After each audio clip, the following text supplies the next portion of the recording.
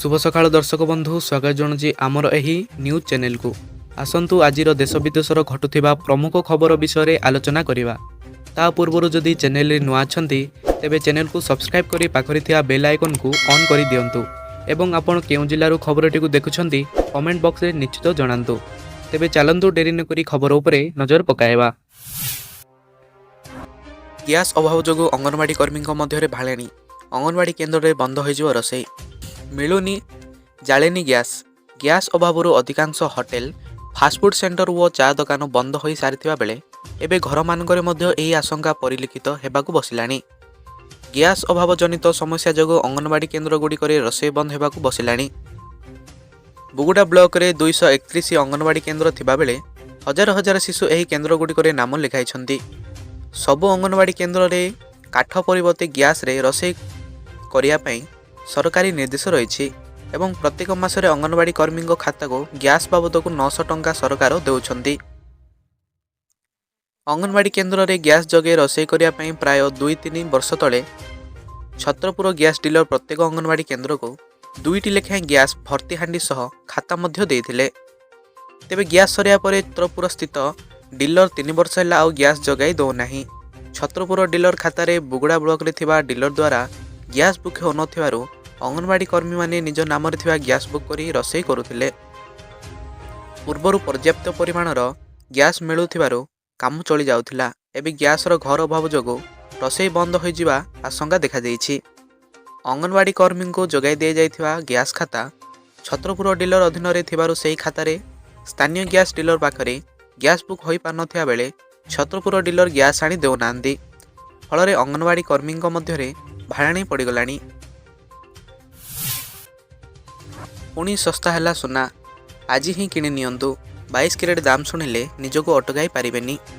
आज भारतीय बजार में 22 कैरेट सुना 10 ग्राम रेट 1,33,800 टंका थिला बेले 24 कैरेटर दाम 1,45,970 टंका रही। 22 और 24 कैरेट रे 2,750 व 2,940 टंका ह्रास होईछि। राजधानी नुआ दिल्ली रे 22 कैरेट सुनार 10 ग्राम दाम 1,33,950 टंका थिबा बेले 24 कैरेटर रेट 1,46,120 टंका रही।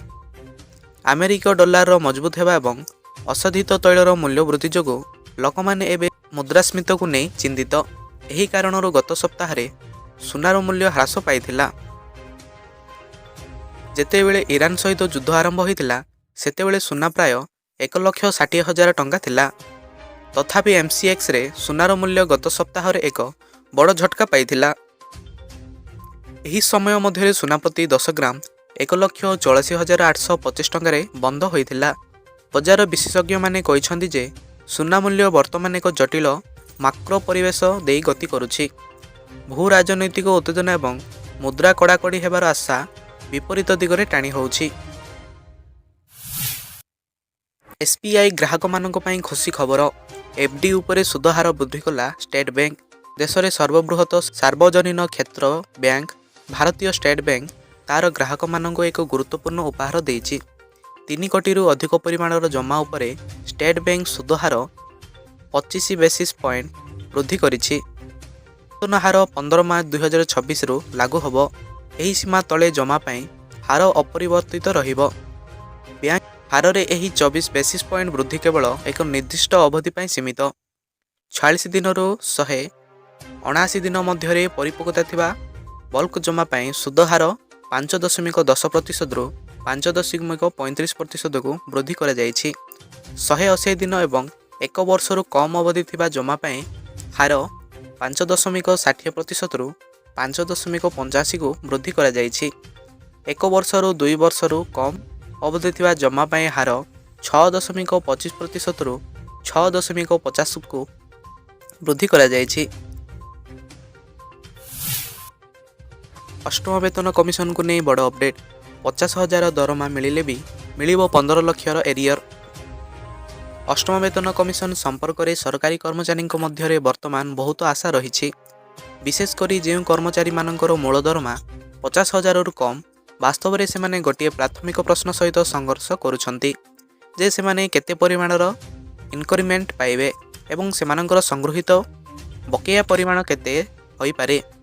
ବିଭିନ୍ନ ଗଣମାଧ୍ୟମ ରିପୋର୍ଟ ଏବଂ ଆକଳନ ସୂଚାଇ ଦିଏ ଯେ ଯଦି ଏକ ଅନୁକୂଳ ଫିଟମେଣ୍ଟ ଫ୍ୟାକ୍ଟର ଗ୍ରହଣ କରାଯାଏ ତେବେ ଏହି ବକେୟା ଲକ୍ଷ ଲକ୍ଷ ଟଙ୍କା ହୋଇପାରେ। ମୂଳତଃ ଫିଟମେଣ୍ଟ ଫ୍ୟାକ୍ଟର ବେତନ କମିଶନ ଢାଞ୍ଚା ମଧ୍ୟରେ ସବୁଠାରୁ ଗୁରୁତ୍ୱପୂର୍ଣ୍ଣ ଭୂମିକା ଗ୍ରହଣ କରେ। ଏହି ଫ୍ୟାକ୍ଟର ହିଁ ନିର୍ଣ୍ଣୟ କରେ ଯେ ଜଣେ କର୍ମଚାରୀଙ୍କ ବିଦ୍ୟମାନ ମୌଳିକ ଦରମା କେତେ ପରିମାଣରେ ବୃଦ୍ଧି ପାଇବ। ସପ୍ତମ ବେତନ କମିଶନ ଅଧୀନରେ ଏହି ଫ୍ୟାକ୍ଟର 2.57 ସ୍ଥିର କରାଯାଇଥିଲା। କିନ୍ତୁ ଅଷ୍ଟମ ବେତନ କମିଶନ ପାଇଁ ବିଭିନ୍ନ କର୍ମଚାରୀ ସଂଘ 2.0ରୁ 3.25 ପର୍ଯ୍ୟନ୍ତ ଦାବି ଉପସ୍ଥାପନ କରିଛନ୍ତି। ଯଦି ଏକ ଉଚ୍ଚ ଫିଟମେଣ୍ଟ ଫ୍ୟାକ୍ଟର ଚୂଡ଼ାନ୍ତ କରାଯାଏ ତେବେ ମାସିକ ଦରମା ଏବଂ ସଂଗୃହୀତ ବକେୟା ଉଭୟରେ ଏକ ଗୁରୁତ୍ୱପୂର୍ଣ୍ଣ ବୃଦ୍ଧି ଦେଖାଯାଇପାରେ। ଆୟ ବୃଦ୍ଧି ପାଇଁ ବକେୟା। ଯଦିଓ ସରକାର ଏପର୍ଯ୍ୟନ୍ତ ଆନୁଷ୍ଠାନିକ ଭାବରେ ଅଷ୍ଟମ ବେତନ କମିଶନ କାର୍ଯ୍ୟକାରୀ ହେବାର ତାରିଖ ଘୋଷଣା କରିନାହାନ୍ତି, କିନ୍ତୁ ପୂର୍ବ କମିଶନର ସମାପ୍ତି ପରଦିନଠାରୁ ଏହି କମିଶନ କର୍ମଚାରୀ ହେବା ପରମ୍ପରାଗତ। ସପ୍ତମ ବେତନ କମିଶନ ଡିସେମ୍ବର 31, 2025ରେ ସମାପ୍ତ ହୋଇଥିବା ହେତୁ ଏହା ବ୍ୟାପକ ଭାବରେ ଅନୁମାନ କରାଯାଉଛି ଯେ ନୂତନ ବେତନ ଗଠନ ଜାନୁଆରୀ 1, 2026ରୁ କାର୍ଯ୍ୟକାରୀ ହୋଇପାରେ। ଯଦି ଏହି କାର୍ଯ୍ୟାନ୍ୱୟନରେ କୌଣସି ବିଳମ୍ବ ହୁଏ ତେବେ କର୍ମଚାରୀମାନେ ବକେୟା ଆକାରରେ ଏକ ଯଥେଷ୍ଟ ଏକକାଳୀନ ଦେୟ ଦେଇପାରିବେ। ଗ୍ରାହକଙ୍କୁ ଲାଗିଲା ବଡ଼ ଝଟକା। ରାତାରାତି ଦେଶରେ ବଢ଼ିଗଲା ପେଟ୍ରୋଲ ଡିଜେଲ ଦର। ଜାଣନ୍ତୁ ଆଜିର ଦର। ମଧ୍ୟପ୍ରାଚ୍ୟରେ ଚାଲିଥିବା ଉତ୍ତେଜନା ଏବଂ ଇସ୍ରାଏଲ ଇରାନ ମଧ୍ୟରେ ଚାଲିଥିବା ଯୁଦ୍ଧ ମଧ୍ୟରେ ବିଶ୍ୱ ତୈଳ ଯୋଗାଣ ଉପରେ ଏକ ସଙ୍କଟ ଦେଖାଦେଇଛି। ଅଶୋଧିତ ତୈଳ ମୂଲ୍ୟରେ ଉତ୍ଥାନ ପତନ ଯୋଗୁଁ ଅନେକ ଦେଶରେ ଡିଜେଲ ଏବଂ ପେଟ୍ରୋଲିୟମ ମୂଲ୍ୟ ବୃଦ୍ଧି ପାଇଛି।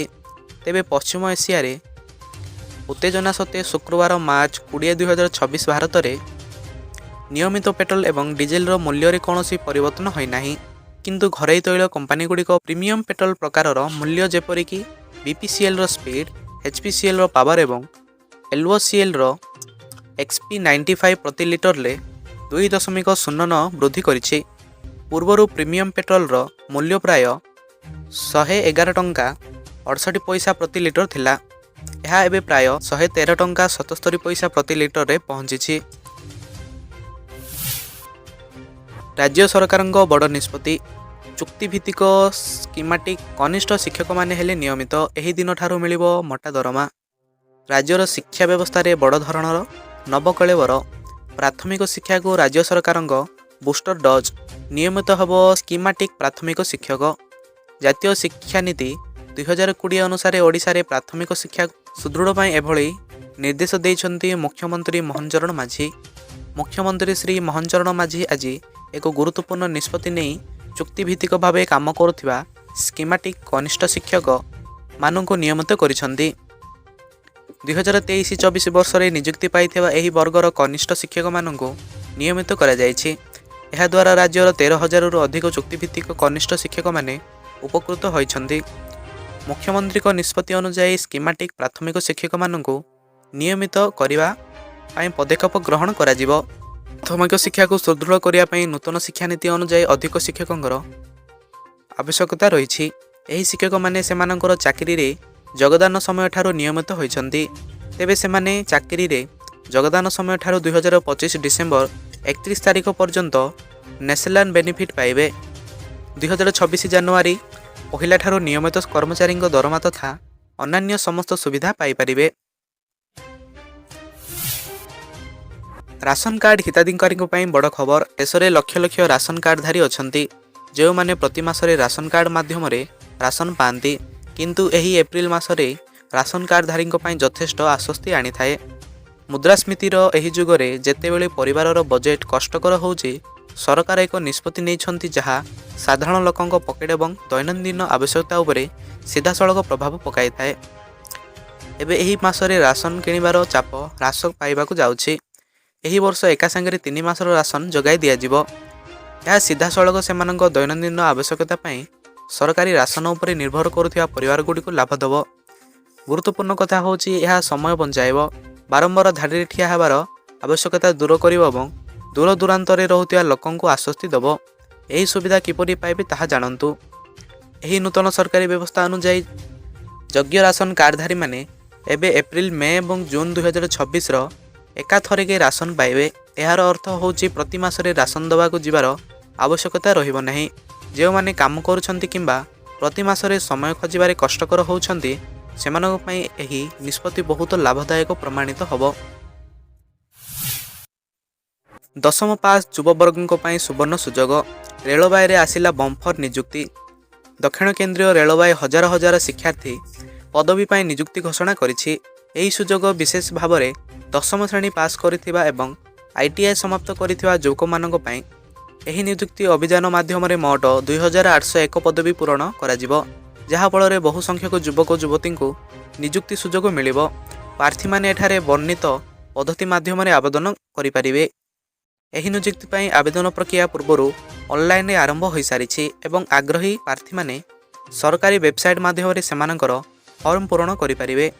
ଆବେଦନର ଶେଷ ତାରିଖ ହେଉଛି ଏପ୍ରିଲ 11, 2026। ତେଣୁ ଆବେଦନ କରିବାକୁ ଚାହୁଁଥିବା ପ୍ରାର୍ଥୀମାନଙ୍କୁ ସମୟ ମଧ୍ୟରେ ପ୍ରକ୍ରିୟା ସମାପ୍ତ କରିବାକୁ ପଡ଼ିବ। ପ୍ଲାଷ୍ଟିକ ବ୍ୟବହାରକୁ ନା, ଦାରିଙ୍ଗିବାଡ଼ିକୁ ସବୁଜ ସୁନ୍ଦର କରିବାକୁ ଅଣ୍ଟା ଭିଡ଼ିଲା ପ୍ରଶାସନ।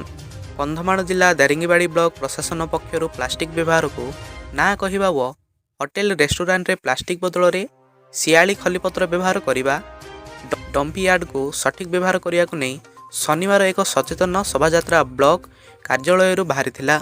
ବିଡ଼ିଓ ପ୍ରତିରଞ୍ଜନ ରଥଙ୍କ ଆହ୍ୱାନରେ ବ୍ଲକ ଅଧ୍ୟକ୍ଷ ସୁଶାନ୍ତ କୁମାର ପ୍ରଧାନ, ତହସିଲଦାର ଧୀରଜ କୁମାର ପାତ୍ର, ବ୍ଲକ ସମ୍ପ୍ରସାରଣ ଅଧିକାରୀ ବିଶ୍ୱଜିତ ଜାଲିଙ୍କ ସମେତ ସ୍ଥାନୀୟ ସ୍ୱେଚ୍ଛାସେବୀ ସଂଗଠନ, ବଣିକ ସଂଘ, ହୋଟେଲ ସଂଘ, ବରିଷ୍ଠ ନାଗରିକ ସଂଘ, ମହିଳା ସ୍ୱୟଂ ସହାୟକ ଗୋଷ୍ଠୀ, ବ୍ଲକ ଓ ତହସିଲ କର୍ମଚାରୀ, ସ୍ଥାନୀୟ ଜନସାଧାରଣ ପ୍ରମୁଖ ଏହି ଶୋଭାଯାତ୍ରାରେ ସାମିଲ ହୋଇଥିଲେ। ବନ୍ଦ ହେବ ଯୁଦ୍ଧ, ସାମରିକ ଅଭିଯାନକୁ ହ୍ରାସ କରିବ ଆମେରିକା। ମଧ୍ୟପ୍ରାଚ୍ୟରେ ଜାରି ଉତ୍ତେଜନା ମଧ୍ୟରେ ଟ୍ରମ୍ପଙ୍କ ବଡ଼ ଦାବି। ଶନିବାର ମଧ୍ୟପ୍ରାଚ୍ୟରେ ଚାଲିଥିବା ଉତ୍ତେଜନାର 22ତମ ଦିନ। ସଂଘର୍ଷ ଚତୁର୍ଥ ସପ୍ତାହରେ ପ୍ରବେଶ କରିବା ସତ୍ତ୍ୱେ ପରିସ୍ଥିତି ଅସ୍ଥିର ରହିଛି।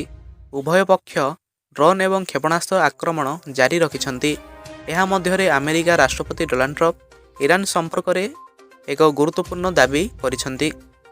ବିଶେଷ କରି ଟ୍ରୁଥ୍ ସୋସିଆଲରେ ଏକ ପୋଷ୍ଟରେ ଆମେରିକା ରାଷ୍ଟ୍ରପତି ଟ୍ରମ୍ପ ସୂଚିତ କରିଛନ୍ତି ଯେ ଆମେରିକା ମଧ୍ୟପ୍ରାଚ୍ୟରେ ଏହାର ସାମରିକ ଉଦ୍ଦେଶ୍ୟ ହାସଲ କରିବା ବହୁତ ନିକଟତର। ସେହି ସମୟରେ ଟ୍ରମ୍ପ ଇରାନ ସହିତ ଯୁଦ୍ଧବିରତିର ସମ୍ଭାବନାକୁ ସମ୍ପୂର୍ଣ୍ଣ ଭାବରେ ଖାରଜ କରିଛନ୍ତି। ଟ୍ରୁଥ୍ ସୋସିଆଲରେ ତାଙ୍କର ପୋଷ୍ଟରେ ଟ୍ରମ୍ପ ଦାବି କରିଛନ୍ତି ଯେ ଆମେରିକା ଏହାର ସାମରିକ ଉଦ୍ଦେଶ୍ୟ ପୂରଣ କରିବାର ବହୁତ ନିକଟତର ଏବଂ ଏବେ ମଧ୍ୟପ୍ରାଚ୍ୟରେ ଏହାର ପ୍ରମୁଖ ଚାଲିଥିବା ସାମରିକ ଅଭିଯାନକୁ ଧୀରେ ଧୀରେ ହ୍ରାସ କରିବା ବିଷୟରେ ବିଚାର କରୁଛି। ଟ୍ରମ୍ପ ଦୃଢ଼ ଭାବରେ କହିଛନ୍ତି ଯେ ଆମେରିକା ଇରାନର କ୍ଷେପଣାସ୍ତ୍ର କ୍ଷମତା, ପ୍ରତିରକ୍ଷା ଶିଳ୍ପ ଘାଟି, ନୌସେନା ଏବଂ ବାୟୁସେନାକୁ ସମ୍ପୂର୍ଣ୍ଣ ଭାବରେ ନଷ୍ଟ କରିଦେଇଛି। ଏହା ବ୍ୟତୀତ ଟ୍ରମ୍ପ ସ୍ପଷ୍ଟ କରିଛନ୍ତି ଯେ ଆମେରିକା ନିଶ୍ଚିତ କରିବ ଯେ ଇରାନ କେବେ ବି ପରମାଣୁ ଅସ୍ତ୍ର ହାସଲ କରିବାକୁ ନିକଟତର ନ ହୁଏ। ଉପସାଗରୀୟ ରାଷ୍ଟ୍ରଗୁଡ଼ିକ ଉପରେ ଇରାନ ଦ୍ୱାରା କରାଯାଇଥିବା ଆକ୍ରମଣ ସମ୍ପର୍କରେ ଟ୍ରମ୍ପ କହିଛନ୍ତି ଯେ ଆମେରିକା ଏହାର ଆଞ୍ଚଳିକ ସହଯୋଗୀ Israel, Saudi Arab, Qatar, UAE, Bahrain ଏବଂ କୁଏତ ସୁରକ୍ଷା ସୁନିଶ୍ଚିତ କରିଛି ଏବଂ ଭବିଷ୍ୟତରେ ସେମାନଙ୍କର ପ୍ରତିରକ୍ଷା ପାଇଁ ପ୍ରତିବଦ୍ଧ ରହିଛି।